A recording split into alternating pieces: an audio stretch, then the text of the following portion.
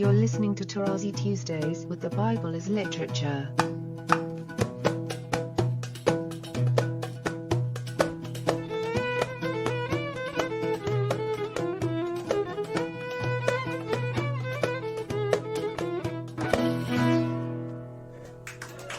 Hi, this is Father Mark Boulos, and you are listening to Tarazi Tuesdays with the Bible as Literature podcast.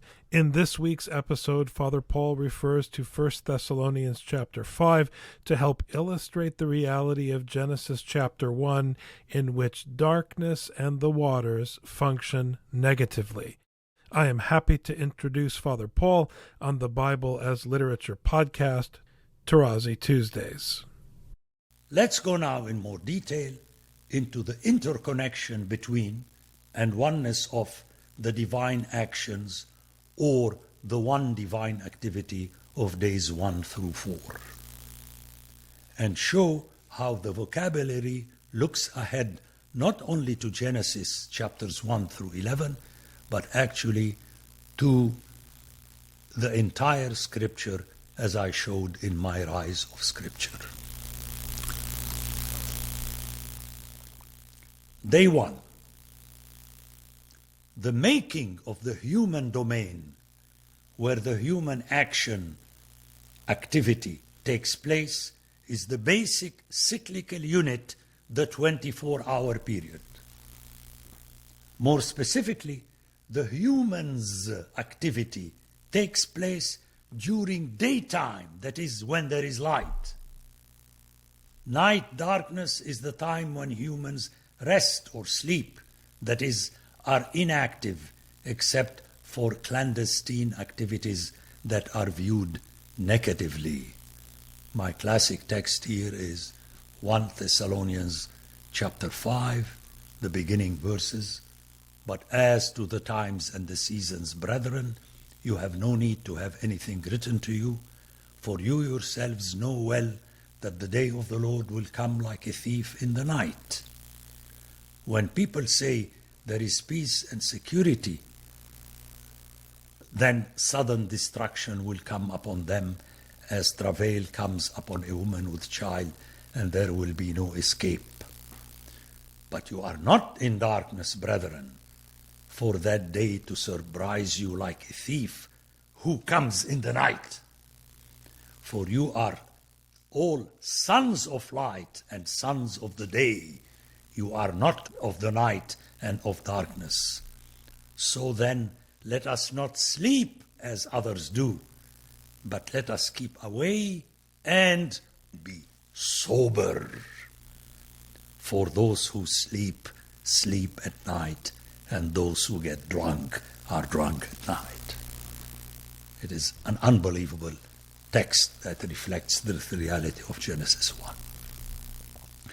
Notice that in Genesis chapter 1 verse 2, darkness and the waters are already there as an expression of the tohu wabohu, that is, whose function is a negative one, and are thus not made by God, at least in the context of Genesis 1, where the result of his activity is always qualified as good, which is repeated as a refrain at the closure of each 24-hour period. So that's important to remember. So when you're speaking, you cannot say, God did not create the darkness and this. I just quoted you a text from Isaiah where he bara the darkness. But functionally in Isaiah it is different. Light day, let me say a few words on this connection. Remember, it's the delineation of the basic unit in the life of the human being and animals, this day, night, day, night, day, night. God made the light, but not the darkness. Yet he controls both, just as he does the waters, which he has not made, according to Genesis 1. And God saw the light was good, and God separated him, the light from the darkness. The day is defined by God, and not the sun and moon that will function merely as unnamed instruments of God's will and plan for them. God called already the light day, and the darkness he called night, and there was evening and there was morning one day. He separated and called, and you don't hear about the luminaries until the fourth day, who will be doing the action of God. So when did this happen on the day? It does not matter. The days are the days that are defined by the author, meaning that the delineation of what is essential in the life of the human being and animals and vegetation, this cycle, daily cycle, is done by God before everything else. Remember the importance of the one day. It is God who makes the light functional and thus defines the day. Let's hear closely the text and see how it prepares for day 4, where the sun and moon are not the definers of light and day, but merely instruments made by God in the same way as light is, in order to help the human beings differentiate between days, years, and seasons. Okay, let's go one more time. And God said, let there be light, and there was light, and God saw that the light was good, and God separated the light from darkness. In 14 to 18 we hear, and God said, let there be lights in the firmament of the heavens. Very interesting. To separate the day from the night, and let them be lights in the firmaments of the heavens to give up all light. And God made the two great lights, the greater light to rule the day and the lesser light to rule the night. He made the stars also, and God set them in the firmament of the heavens to give light upon earth, to rule over the day and over the night, and to separate the light from the darkness. And God saw that it was good, and there was evening, and there was morning, a fourth day. So they are functional as servants for the action of God, and those who know, remember how in the Psalms at the end, they are part of all the servants of God, that do his bidding. What God produces, creates, makes functional, is first a reality that is both verb and noun at the same time, which is or, aleph, waw, resh. Or means light, and or means enlighten. More specifically, act as light. The hif'il is to enlighten, to give the light to someone else. But the or itself means both. Now, the nominalized verb ma'or, which is luminary, and its plural me'orot, functions only in the hif'il. One can hear the connection between ma'or and me'ir. Let me quote you this text of Isaiah 27, verses 10 and 11. For the fortified city is solitary, a habitation deserted and forsaken, like the wilderness. There the calf grazes, there he lies down and strips its branches. When its boughs are dry, they are broken. Women come and make a fire of them. For this is a people without discernment. Therefore he who made them will not have compassion on them. He that formed them will show them no favor. In the Hebrew, we hear that the women who come and make fire on them is the translation of me'irot otah in verse 11. Her, because qatsir is a singular noun, to make something that produces light. You know how the English went around and said, women come and make fire of them. There is no way you as hearer would connect that the verb used there is the feminine plural participle of the verb or in the hif'il, producing light. And this is very important for my case. So the waters above and below are separated so that the firmament be functional. Now I would like to go to the end and give importance to the two luminaries in verse 14 being signs and seasons, and for them to be unto signs and to seasons and to days and to years. Three words I would like to discuss.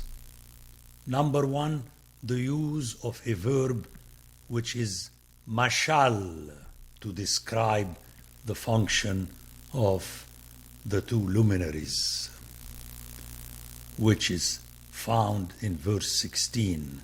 The great luminary to rule over the day, li memshelet hayom, and to rule over the night.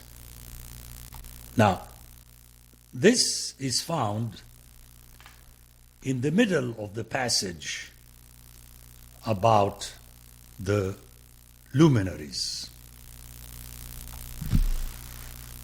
So we have the verb mashal, and you have this stretch of days and years, which is the other basic cycle. But before them, you have the two words otot, signs, and mu'adim, which is translated as seasons.